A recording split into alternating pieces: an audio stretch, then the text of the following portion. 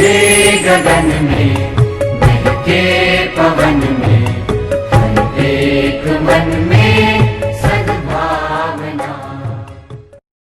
नमस्कार विद्यार्थी मित्रों, આપણે ચેપ્ટર ધોરણ 12 વિષયનામાંના મૂળ તત્વો ચેપ્ટર 2 ભાગીદારી પેઢીના વાર્ષિક હિસાબો અગાઉ ધોરણ 11માં પણ વાર્ષિક હિસાબો અંગેની આપણે માહિતી મેળવી હતી અને વાર્ષિક હિસાબો શીખ્યા। એ જ વાર્ષિક હિસાબો એકાંગી વેપારીના હતા, હવે એની જગ્યાએ આપણે ભાગીદારી પેઢીના વાર્ષિક હિસાબો 11માં આપણે વાર્ષિક હિસાબોમાં 3 ખાતા આવતા હતા, વ્યાપાર ખાતું, નફા નુકસાન ખાતું અને પાકું સરવૈયું।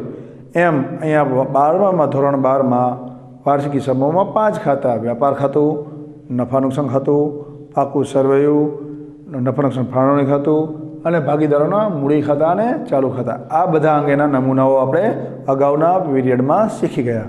હવે આ 5 ખાતાની અંદર હવાલાઓની એન્ટ્રી કેવી રીતે આપવી તે અંગેની સમજૂતી આપણે મેળવી લઈશું, એટલે કે હવાલા અને હવાલાઓની અસરો અંગેની માહિતી આપણે મેળવીશું। એમાં જે જુદા જુદા પ્રકારના કેટલાય હવાલાઓ છે એમાંનો પહેલો હવાલો આખર સ્ટોક, એટલે કે આખર સ્ટોકનો હવાલો।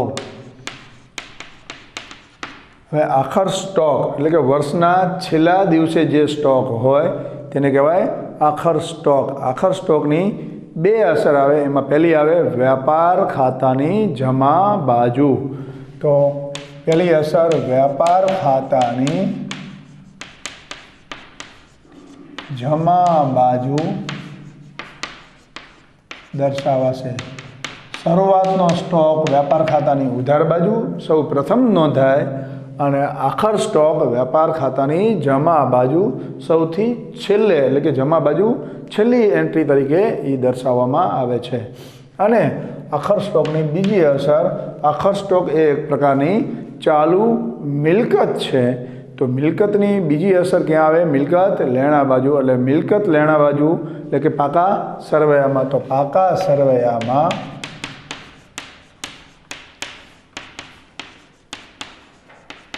મિલકત લેણા બાજુ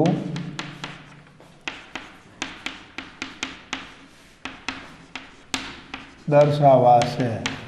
તો આખર સ્ટોકની કેટલી અસર આવે? 2 અસર, એક વ્યાપાર ખાતાની જમા બાજુ દર્શાવાય અને બીજી અસર પાકા સરવૈયામાં મિલકત લેણા બાજુ દર્શાવાય। પણ આખર સ્ટોકનો જ્યારે હવાલો કરીએ તેની કિંમત અંગે ખાસ ધ્યાન રાખવાનું એ છે, તો આની 2 કિંમતો આવે, એક ચોપડે કિંમત અને એક બજાર કિંમત। તો આ 2 કિંમતોમાંથી કઈ કિંમત ધ્યાનમાં લેવાય? તો કે 2 ચોપડે કિંમત અને બજાર કિંમત, 2માંથી જે કિંમત ઓછી હોય, એટલે કે કિંમતમાં જે 2માંથી જે ઓછી હોય તે કિંમત ધ્યાનમાં લેવાય। તો અહીંયા આપણે નોંધ તરીકે ધ્યાન લખી લઈશું ચોપડે કિંમત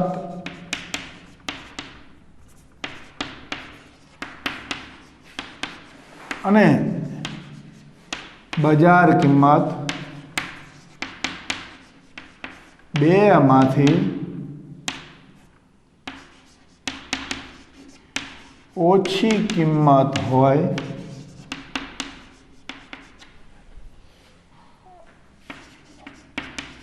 તે ધ્યાનમાં લેવાય છે।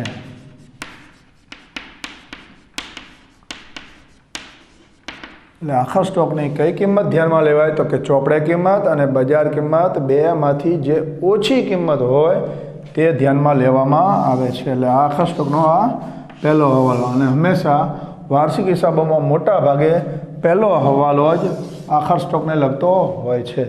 અને આખર સ્ટોક ખાસ તો આખર સ્ટોકની કેટલી અસર?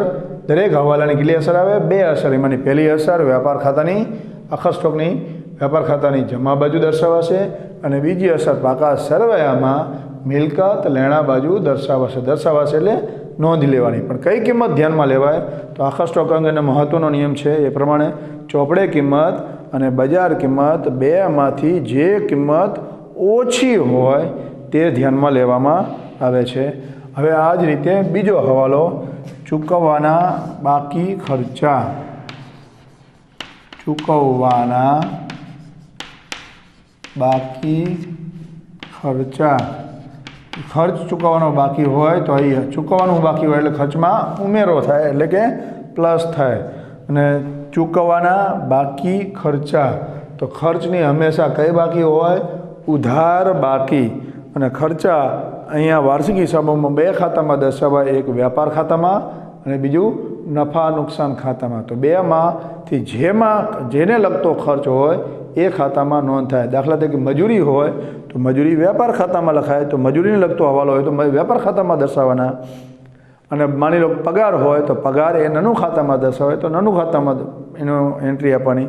એટલે કે જો ચૂકવવાનો બાકી ખર્ચ જે તે ખર્ચ હોય એ વ્યાપાર ખાતાનો ખર્ચ હોય તો વ્યાપાર ખાતામાં ઉમેરવાના, નાનું ખાતાનો ખર્ચ હોય તો નાનું ખાતામાં ખર્ચ લખી જે તે ખર્ચમાં એની પહેલી અસર આપવાની. તો ખર્ચની હંમેશા કઈ બાકી હોય? ઉધાર બાકી. એટલે કે આની પહેલી અસર વ્યાપાર ખાતા કે નાનું ખાતા, નફા નુકસાન ખાતાની ઉધાર બાજુ જે તે ખર્ચમાં ઉમેરાય. એટલે કે વ્યાપાર ખાતાને લગતો ખર્ચ હોય તો વ્યાપાર ખાતામાં ખર્ચ લખી અને ઉમેરવાના, નાનું ખાતાનો ખર્ચ હોય તો નાનું ખાતાની ઉધાર બાજુ જે તે ખર્ચ લખવાનો અને એમાં ઉમેરવાના. અને હવે બીજી અસર ચૂકવવાના બાકી ખર્ચા. એટલે ચૂકવવાના બાકી એટલે કે આપણે કોઈને આપવાના બાકી. તો કોઈ વ્યક્તિને પૈસા આપણે આપવાના બાકી હોય તો એ આપણા ધંધાનો લેણદાર કહેવાય. અને લેણદાર હંમેશા ક્યાં આવે? પાકા સરવૈયામાં. કઈ બાજુ આવે? મૂડી દેવા બાજુ. તો ચૂકવવાના બાકી ખર્ચ એ એક પ્રકારનું દેવું છે, તો દેવું હોય ક્યાં આવે? મૂડી દેવા બાજુ. એટલે કે આ ચૂકવવાના બાકી ખર્ચની બીજી અસર ક્યાં આવે? પાકા સરવૈયામાં. તો પાકા સરવૈયામાં મૂડી દેવા બાજુ દર્શાવાશે. એટલે કે અહીંયા જે ચૂકવવાના બાકી ખર્ચ છે એની બે અસર ક્યાં આવે? એક તો વ્યાપાર ખાતાની કે નફા નુકસાન ખાતાની ઉધાર બાજુ જે તે ખર્ચમાં ઉમેરવાના. અને ચૂકવવાના બાકી ખર્ચ એ એક પ્રકારનું શું છે? ધંધાનું દેવું છે. તો દેવા બધા ક્યાં આવે? મૂડી દેવા બાજુ. એટલે પાકા સરવૈયામાં મૂડી દેવા બાજુ દર્શાવાય છે. હવે આજને લગતો ત્રીજો હવાલો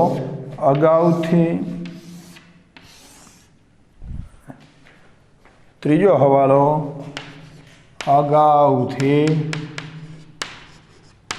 ચૂકવેલ ખર્ચ. જો કોઈ પણ ખર્ચ અગાઉથી ચૂકવી દેવામાં આવે તો ખર્ચ ઘટે, તો ખર્ચમાં શું થાય? માઇનસ. તો અગાઉથી ચૂકવેલ ખર્ચ હંમેશા માઇનસ થાય છે. તો હવે આ પણ અગાઉથી ચૂકવેલ ખર્ચ. તો ખર્ચ હંમેશા ક્યાં આવે? ઉધાર બાજુ. ખર્ચની હંમેશા ઉધાર બાકી હોય. અને ખર્ચા બે ખાતામાં આવે, એક વ્યાપાર ખાતામાં આવી શકે અને નાનું ખાતામાં. તો આની પહેલી અસર ક્યાં આપશું આપણે? વ્યાપાર ખાતામાં અથવા નફા નુકસાન ખાતામાં. કઈ બાજુ? ઉધાર બાજુ દર્શાવાય. તો પહેલી અસર અગાઉથી ચૂકવેલ ખર્ચની વ્યાપાર ખાતા કે નફા નુકસાન ખાતાની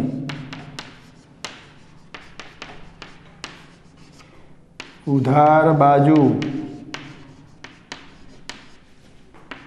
જે તે ખર્ચમાંથી બાદ થાય. એટલે કે અગાઉથી ચૂકવેલ ખર્ચની પહેલી અસર ક્યાં આવે? વ્યાપાર ખાતા કે નફા નુકસાન ખાતાની ઉધાર બાજુ જે તે ખર્ચ આપેલો હોય એ જે તે ખર્ચમાંથી બાદ થાય. અને બીજી અસર અગાઉથી ચૂકવેલ ખર્ચ. અગાઉથી આપણે કોઈને પૈસા ચૂકવી દીધા હોય તો એ આપણે પરત પણ મેળવી શકાય. એટલે આપણે પૈસા લેવાના થાય. જો આપણે કોઈ પાસેથી પૈસા લેવાના હોય તો એ ધંધાનો દેવાદાર કહેવાય. અને દેવાદાર એ એક પ્રકારની ચાલુ મિલકત છે. અને જો ચાલુ મિલકત હોય તો એ ક્યાં આવે? મિલકત લેણા બાજુ. એટલે કે અગાઉથી ચૂકવેલ ખર્ચ એ એક પ્રકારની ચાલુ મિલકત છે. અને ચાલુ મિલકત હોય તો ક્યાં લખાય? પાકા સરવૈયામાં મિલકત લેણા બાજુ. તો આની બીજી અસર પાકા સરવૈયામાં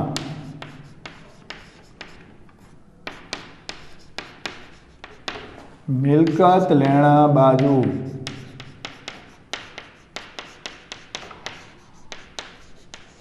દર્શાવાશે. એટલે આ અગાઉથી ચૂકવેલ ખર્ચની કેટલી અસર? બે અસર. એક વેપાર કે નાનું ખાતાની ઉધાર બાજુ જે તે ખર્ચમાંથી બાદ થાય, અને બીજી અસર પાકા સરવૈયામાં. પાકા સરવૈયામાં કેમ કે એ એક પ્રકારની ચાલુ મિલકત છે, તો પાકા સરવૈયામાં મિલકત લેણા બાજુ દર્શાવાશે. હવે હવાલા નંબર આને લગતો ચોથો હવાલો, મળવાની બાકી આવક. મળવાની બાકી આવક અંગેનો હવાલો. હવે મળવાની બાકી આવક અંગેના હવાલાની અસર આપણે શીખી લઈએ. દરેક હવાલાની કેટલી અસરો આવે વિદ્યાર્થી મિત્રો? બે અસરો. એક વેપાર કે નાનું ખાતામાં અને બીજી અસર પાકા સરવૈયામાં. અને ભાગીદારને લગતા હવાલાઓ હોય, ભાગીદારને લગતા તો એ નાનુફા ખાતામાં અને મૂડી ખાતામાં આવે. તો ચોથો હવાલો, મળવાની બાકી આવક. તો મળવાની બાકી એટલે આવક મળવાની બાકી હોય તો આવકમાં શું થાય? ઉમેરો થાય. તો મળવાનું બાકી હંમેશા શું થાય? પ્લસ થાય. અને મળવાની બાકી આવક, તો આવકની હંમેશા જમા બાકી હોય, અને આવકો બધી જ નફા નુકસાન ખાતામાં દર્શાવાય. એટલે આની પહેલી અસર ક્યાં આવશે? નફા નુકસાન ખાતામાં જમા બાજુ. તો મળવાની બાકી આવકની પહેલી અસર નફા નુકસાન ખાતાની જમા બાજુ દર્શાવાશે. એટલે મળવાની બાકી આવક નફા નુકસાન ખાતાની જમા બાજુ જે તે આવકમાં શું કરવાના? ઉમેરવાના. જે તે આવકમાં ઉમેરો. એટલે કે નફા નુકસાન ખાતાની જમા બાજુ જે તે આવકમાં શું કરવાના? ઉમેરવાના. અને બીજી અસર મળવાની બાકી. તો મળવાની બાકી હોય તો આપણે કોઈની પાસે પૈસા લેવાના બાકી. જો કોઈની પાસે પૈસા આપણે લેવાના હોય તો એ ધંધાનો દેવાદાર કહેવાય. અને જો ધંધાનો દેવાદાર હોય તો એ એક પ્રકારની ચાલુ મિલકત છે. અને જો ચાલુ મિલકત હોય તો ક્યાં આવે? મિલકત લેણા બાજુ. એટલે કે અગાઉથી મળવાની બાકી આવકની બીજી અસર ક્યાં આવે? મિલકત લેણા બાજુ. તો પાકા સરવૈયામાં મિલકત લેણા બાજુ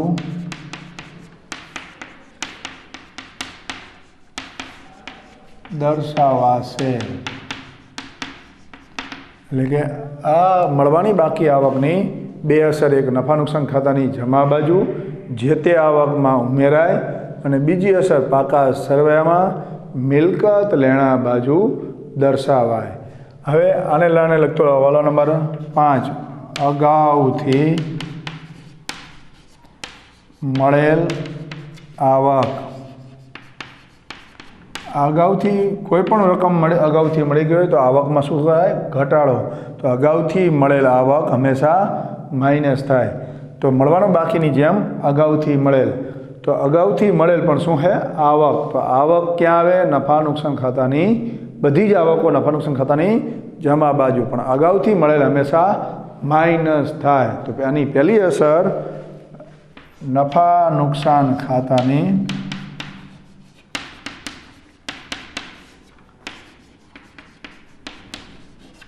જમા બાજુ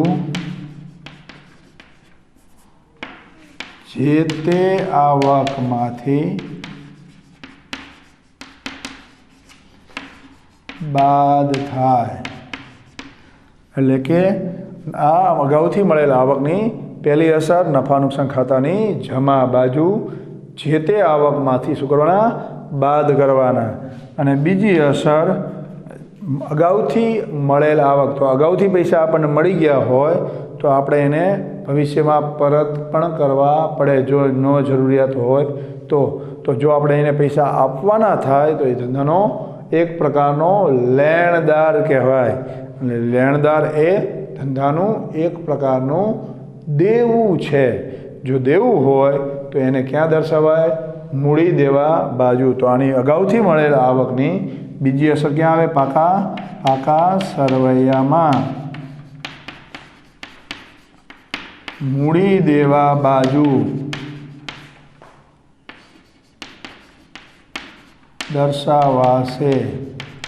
એટલે અહીંયા અગાઉથી મળેલા આવકની બીજી અસર ક્યાં આવે? પાકા સરવૈયામાં. કઈ બાજુ? મૂડી દેવા બાજુ.